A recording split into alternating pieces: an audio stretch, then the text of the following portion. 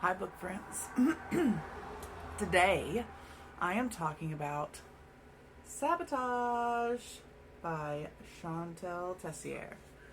So, this is the technically like the fourth book in the Lord's series. So it was the Ritual, and then the Sinner, and then the Sacrifice, and then now Sabotage. This one is a little different because Colton is not actually a lord. He works for Tyson. So Tyson fans, you do get a little bit of him, which I'm a Tyson fan. He's my favorite.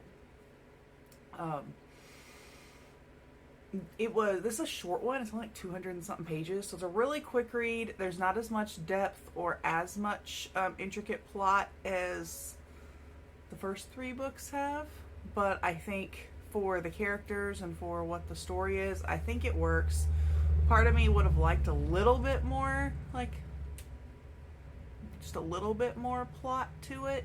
It was a fairly simple, straightforward plot, but, I mean, it didn't seem like there was a lot of dramatic twist or anything to this one, whereas, like, you're kind of used to a little more twist backstory in the first three books in this particular series. But it was still a good read. I enjoyed it. Definitely check your trigger warnings on this one before you read it, because there is, of course, some